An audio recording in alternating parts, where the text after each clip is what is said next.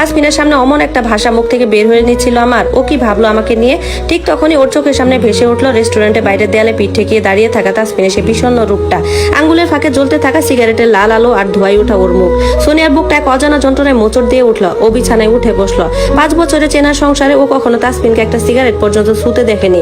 ধূমপান করা তো দূরের কথা, তাসমিন সিগারেটের গন্ধ পর্যন্ত সহ্য করতে পারতো না। তাহলে এখন কেন ও সিগারেট খায়? কার জন্য ওর এই বদভ্যাস? নিজের ভেতরের কোন বেদনাটা ও ওই নিকোটিনের ধোঁয়াই উড়ানোর চেষ্টা করছিল? সোনিয়া 2 হাঁটুতে মুখ গুজে ফুপিয়ে কেঁদে উঠলো। তাসমিনের ওই রূপটা ওকে ভেতর থেকে ভেঙে চুরমার করে দিচ্ছে। কিন্তু তাসমিনের চিন্তার মাঝে হঠাৎ সোনিয়ার মাথায় ওর মামি আর রুহির কথাটা এলো, আর আসার সাথে সাথে ওর কান্নাটা এক অদ্ভুত ক্ষোভ আর বিভ্রান্তিতে রূপ নিল।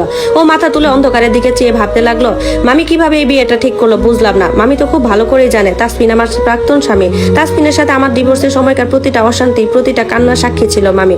সব জেনে বুঝো মামি নিজের মেয়ের সাথে তাসমিনের সাথে বিয়ে ঠিক করে দিল। সোনিয়া নিজের কপাল চাপড়ালো। রুহির কথা অবশ্য আলাদা। রুহি তখন অনেক ছোট, ও পড়াশোনার জন্য ঢাকার বাইরে থাকতো।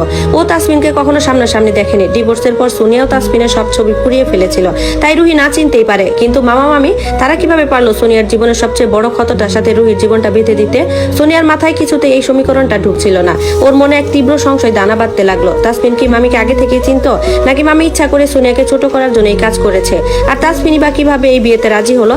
ও কি জানে রুহি সোনিয়ার মামাতো বোন, নাকি ও সবাইকে ধোকা দিচ্ছে? সবাইকে এক অন্ধকারের মধ্যে রেখে ও কোনো প্রতিশোধ নিতে চাইছে? এসব জটিল আর কুৎসিত প্রশ্নগুলো সোনিয়ার মাথায় তীরের মতো বিঁধতে লাগলো। ও আর নিতে পারছিল না। বিছানার বালিশটা বুকের সাথে শক্ত করে চেপে ধরে সোনিয়া ডুকরে কেঁদে উঠলো। এই একাকিত্ব, এই ধোকা আর ভাগ্যের এই নির্মল খেলা ওকে জীবন্ত লাশ বানিয়ে ছাড়ছে। রাত 12টা কান্না করতে করতে কখন যে ঘুমিয়ে পড়ছিলাম বুঝতেই পারিনি। কালবৈশাখী ঝড়ের মতন বাইরে বৃষ্টি পড়ছে, যেমন একটু আগে আমার অশ্রুগুলো ঝরে পড়ছিল। তীব্র রিংটোনের শব্দে হঠাৎ করে সোনিয়ার ঘুম ভেঙে গেল। কাঁচা ঘুমটা ভেঙে যাওয়ার জন্য মুখ দিয়ে বেরিয়ে গেল কিছু বিশ্রী কথা।